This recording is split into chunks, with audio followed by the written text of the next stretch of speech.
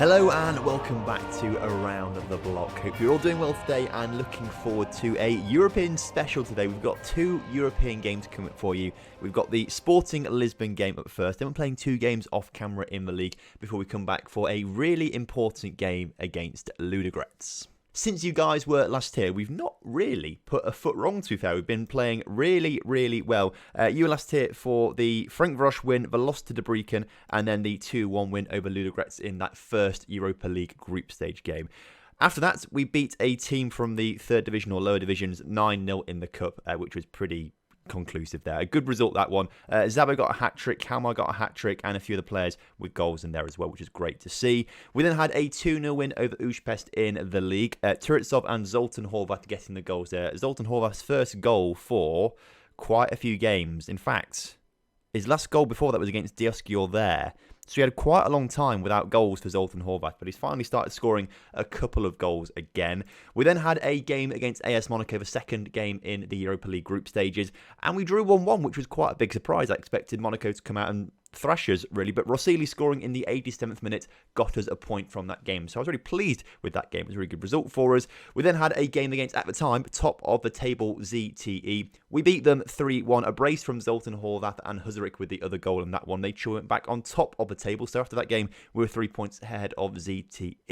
We then had a 5-0 win against a team called Mezőkovec. I can't pronounce their name. We had them a few seasons ago. They got relegated, but they're back up again now. Still can't pronounce their name, but Zoltan Horvath with 2 and Kalmar with a hat-trick, another hat-trick for him in between episodes. We then had a really good game against Sporting Lisbon where we actually were 2-0 up through Zoltan Horvath inside of 30 minutes. Second half though, they came back, scored 2 goals to get a draw from that game. But to be fair, I expected to lose heavily to both Sporting and Monaco, so those draws were very surprising. We then got really lucky in an MTK game. We were 2-0 down in that game, then Turitsov scored a penalty before they scored an own goal in the 94th minute to rescue a point for us in a game which we really deserved to lose, I must say. We followed up though with a 4-0 win in the cup against another, again, lower division side. 2 goals for Kalmar in that one as well. And then last time out, we had 2 players sent off in a 0-0 draw against Budapest Honved. Sloboda and Turitsov both off. So as you can see, quite a few fixtures we've gone through there, but we haven't really put a foot wrong. You could argue potentially in the MTK games and the Honved game we weren't at our best, but I was really pleased with those draws in the Europa League group stage, and it's completely backwards, our group. I expected Ludogorets to be bottom, us to be third, and probably Sporting to be top with Monaco in second. But it's the complete opposite way around. We've got Ludogorets on the top with 6 points. We're in second on 5 points. Sporting with 4 points. And Monaco at the bottom with their only point coming in that draw against us. So all of a sudden, we've actually got a really good opportunity to qualify from our Europa League group into the later stages of the Europa League, not just trying to come third to get some Europa Conference League football. So hopefully we can get some wins against Sporting and Ludogorets today. If we can do, it puts us in a really commanding position to actually qualify from the group. In terms of the league table, we are 4 points clear of second place. Diosgyör, a bit of a surprise package this season. Peripherals also on 22 points, so we're 4 points clear of them. And after beating ZTE, they have dropped down to 4th position in the table, 5 points behind us. What you'll be very interested though is that Kalmar, out of nowhere, has suddenly become the top scorer in the club and is now rated at 4-star current ability. I'm not entirely sure what's happened there. I think the ratings are a bit fluid depending on form as well. That's what of my experience at least. But he's come in and scored 12 goals this season, 5 in the league, but 12 in all competitions. Obviously playing in the cup games, which he has done, has helped that out massively because he is scoring hat-tricks against teams from a few divisions below us, but it's still a lot of goals to score. So jumping straight into today's fixtures, we'll have a quick look at Peripherals as well. Just want to see how they're getting on. They're bottom of their Europa League group right now, but only 3 points off the top, so it's very close in that particular group. But hopefully Peripherals will get some wins under their belts today. The team then lining up for this fixture is Serafimovski in goal with a backline of Sloboda, Brankovic, Gornek and Turitsov. Turitsov and Sloboda obviously banned for the league games coming up because of their red cards, but can play in the European games, which is fantastic. Djordjevic, Rossili and Lenigel in the middle, with Kalmar starting on the left after his fine goal-scoring form, with Zoltan Horvath up front and Attila Horvath, who has sort of cemented his right wing position back. But I do feel bad for Zabo because he is scoring and has scored lots of goals, so we expect to see him come on the pitch at some point in today's game. Right then, kickoff is upon us here today, and if you're still watching, make sure you do drop a like on the video and subscribe to the channel if you're new around here. And also a quick reminder, this obviously has come out at a slightly earlier time time of 6 p.m. because at 7 p.m. tonight, we're back on Twitch. It's been a little while since we've been on Twitch, so we're back on Twitch tonight, streaming the Arsenal save, which probably everyone's forgotten about, so we'll have to do a bit of a recap for you guys. But we're going to be streaming at 7 p.m. over on Twitch. So if you're watching this in the evening, then make sure you come over to Twitch after you've watched this, or just pause the video now and come watch me on Twitch. Obviously, it's before 7 o'clock, then watch the video. But obviously, we want to get as many people into the Twitch stream as possible. So head over there and say hello. It'd be great to see you there as Rossili wins an interception there, and that's a very good ball up the pitch to Zoltan Horvath, who can't quite get the ball on target. But if that was on target, that could have been an easy way for us to take the lead in today's game. Just noticed as well, Sporting have got Granit Xhaka in their ranks. Of course, if you remember rightly, we had him at the Grasshopper save for a little while as well. He's a very good midfielder. So Sporting have got some decent players in their side. As you can see, Monaco are beating Ludogorets, which is good for us because it means that Ludogorets are dropping points, and if we end up drawing or winning this game, we might go top of the group actually on goal difference or something like that. Which, or actually, it's games won, isn't it? And we beat Ludogorets, so we go top of the group if we draw with Sporting today and Ludogorets lose. So that's very handy for us. As you can see right there, we're currently top of the group as it stands. Hopefully, we maintain that position towards the end of the game, although that's a very good ball forward. And Sporting, I think it's offside. I think it's offside because the assistant referee hasn't moved. It's going to VAR. And by looks of things, it has been ruled offside there. So that's a bit of a getaway for us there. And our 14 away fans that have turned to this one. That's not quite the number we're looking for there. By looks of things, though, our wingers are having a terrible game today. So we're going to bring Farkas on for Attila Horvath on that right-hand side, who's not really had any game time. In fact, this could be his first game he's played, actually, since he's come back from injury, which the injuries affected him massively. He was 3.5-star current ability before his 7-month injury. He's now down to 2.5-star, so that's going to be a little while to bring him back up. Kalmar is going to come off for Zabo, who can also play on my left-hand side as well as the right-hand side and up front. He's such a good, versatile player. I love him. Hopefully, a bit of pace and energy on the wings will help us try and win today's game. That'll be absolutely fantastic as we enter the final 20 minutes or so. I mean, I'll happily take a 0-0 draw with Sporting. I feel like getting 2 draws against Sporting is absolutely magical. I did not expect this at all, as Ludogorets have brought one back in the game against Monaco, but it's 2-1 because Monaco scored another goal. There's a final chance potentially with 5 minutes to go. Sporting on the ball. Come on, lads.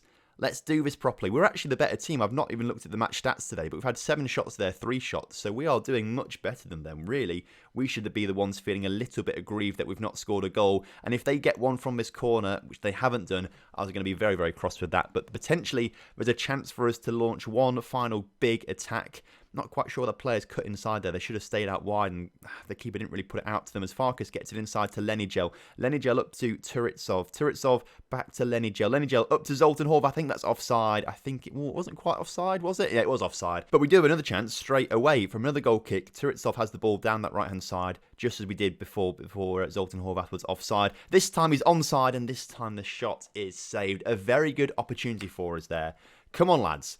Let's just get creative for the final few minutes of added time. If we could just score 1 goal right now to win the game, and we might do it with this final highlight. If we can just score that 1 goal, and everyone else stays on 6 points, 5 points, 4 points, we'll be up to 8 points with the added points. Zabo not scoring goals like that, unfortunately. So I think we are going to stick on 6 points. But I was about to say, if we get to those 8 points, I think you can say we are as good as through.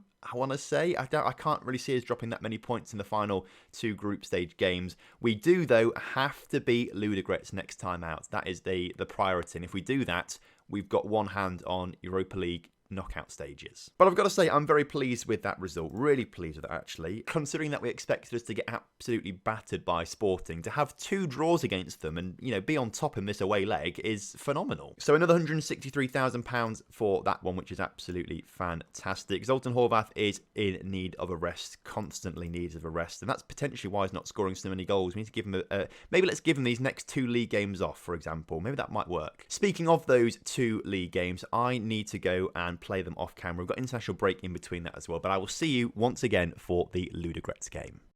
Right, so we're back after the 2 games and after the international break, and if I'm honest with you, it's not been the best 2 weeks for us. I mean, results-wise, it's been okay. We drew 0-0 with Kapazvar, which isn't too bad because we stayed on top of the table, but Kapazvar at the time were 11th in the table out of 12 teams. Wasn't great. In the same vein of things, actually, Budapest Honved were 11th at the time when we played them and drew 0-0. Yes, we had 9 men on the pitch. We had 2 men sent off, but it was still disappointing, and this one was equally disappointing to draw that one.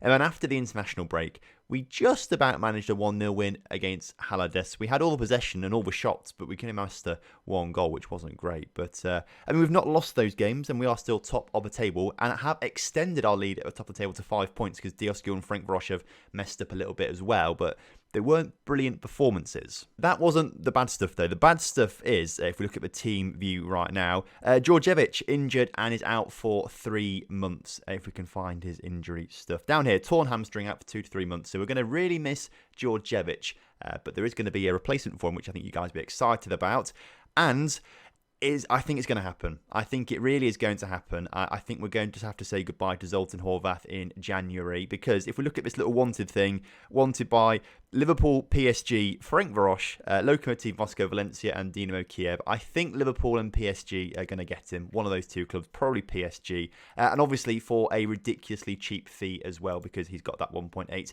minimum fee release clause in there, which obviously we couldn't do anything about. So when he signed for the club, he insisted on having it. I'd rather have that minimum fee release clause and him at the club than not have him at the club. And obviously we've tried to negotiate it out of contracts. For the first 2 or 3 months, he was happy to sign a new contract, but have that minimum fee release clause in there. It had to be in there. Every time I've gone to offer him a new contract in the season since then or so, it's just, he doesn't believe the squad is strong enough, so we've not been able to offer him a new contract. So he was always going to leave at some point, and I think it's going to be this January by looks of things, because a lot of clubs want him. There's also actually quite a lot of wanted signed on a lot of players. Lenny Gel, for example, a lot of people want him, but nothing.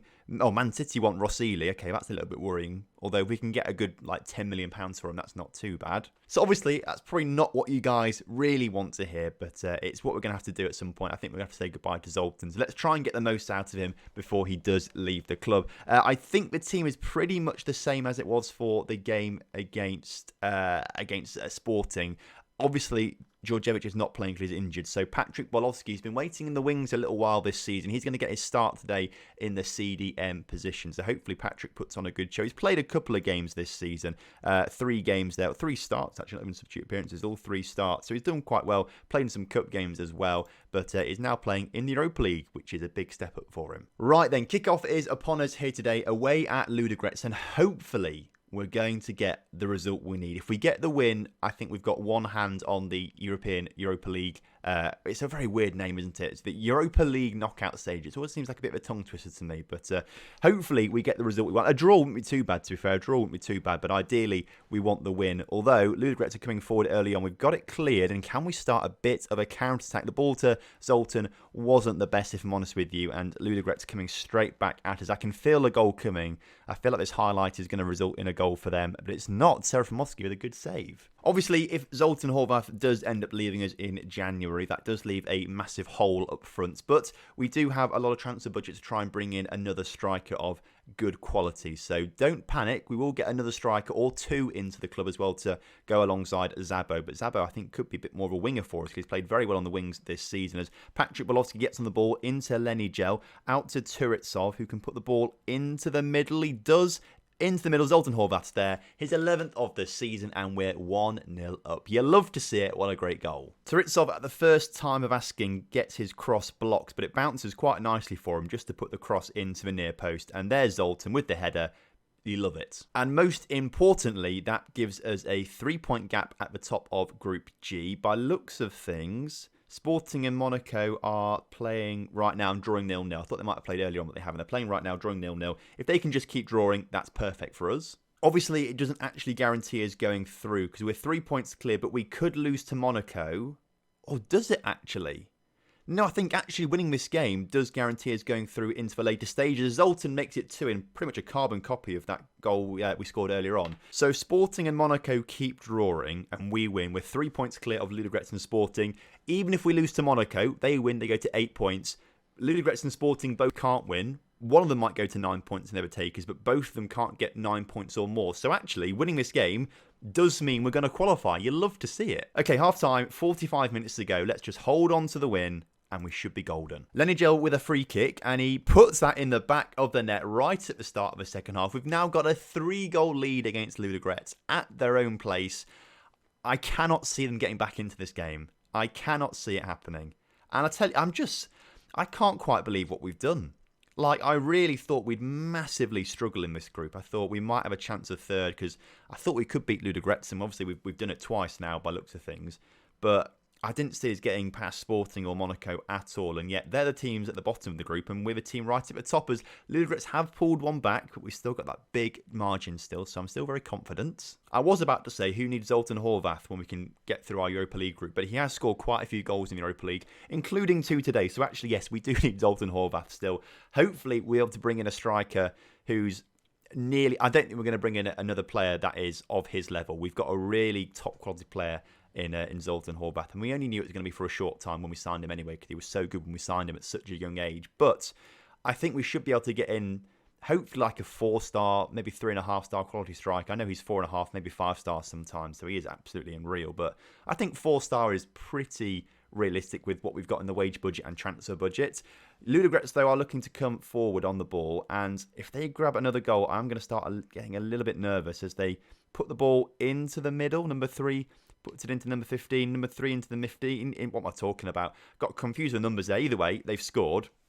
And I'm a little bit nervous now. I think maybe we go off positive and just go to a bit more of a balanced stance and try and hold steady for a little bit. Who's not playing particularly well? Attila Horvath and Kalmar on the wings not playing excellently. I think we might drop these guys back just a little bit. Farkas might be able to play right wing a bit better. He can do. Kalmar can play as an inverted winger.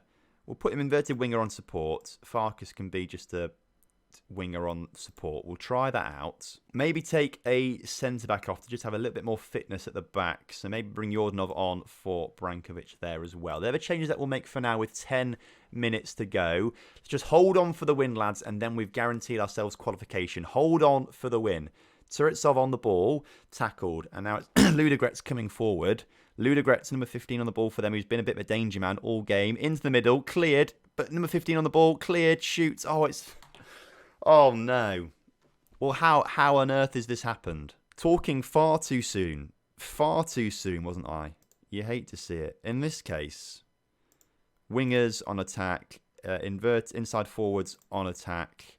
Patrick Bolovsky might have to come off. Huzarik will come on in the attacking midfield as something. No one can. It's got to be Huzarik there. Okay. And let's go up to attacking. And let's go to, if we can get the screen up in a second, let's get creative. Although it's not a highlight. Okay. Quickly go on to get creative.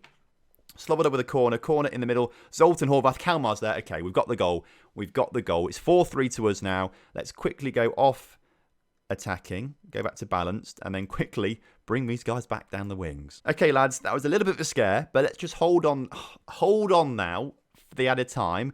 Let's not concede another one. If we want to score another one, that'd be absolutely fine as well. As Rossili into Lenigel. Lenigel out to Turetsov. Turetsov shot his block, goes out for a corner. Did someone just score in Monaco? Have just scored, and they've gone second in the group. Okay, that changes things a little bit, or does it?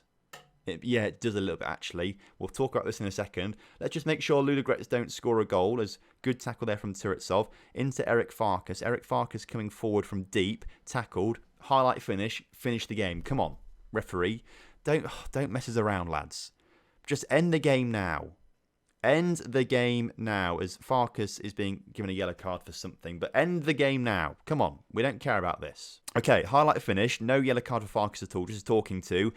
But we have won the game, but so have Monaco. So now we need to work out how this changes. Although I don't think it actually changes anything now. So a quick look at the rules. The league sorting is results between teams. Okay, that's very important to remember. We're in Group F, are we? Group F? Well, not Group F. Which group are we? Group G. That's the one we're in. Okay, so we are qualified. The queue is there. That's absolutely fantastic. And it's because we could lose to Monaco, and they go to 10 points. We drop to second in the group.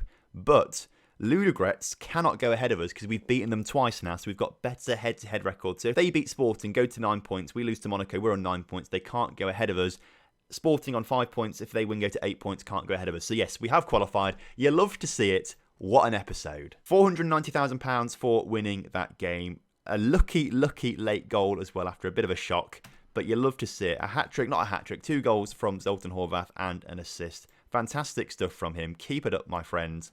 and it's a fantastic episode. So my plan actually was to do the Monaco game, but considering that we've qualified, there's no point doing that. I feel like we maybe need to focus on the league a little bit. However, we're going to focus on the league after the winter break. Let's get through. I think we come back for this Ferencváros and Debrecen game. I think they'll be quite, or maybe the Újpest one. I think actually, yeah, we come back for Újpest and Ferencváros. We played Debrecen on episode, I think, haven't we? So we'll do Ferencváros and Újpest because both those will be very good games. But what this does mean is actually, judging by transfer interest in Zoltan Horvat, this might be the last time that you guys get to see him.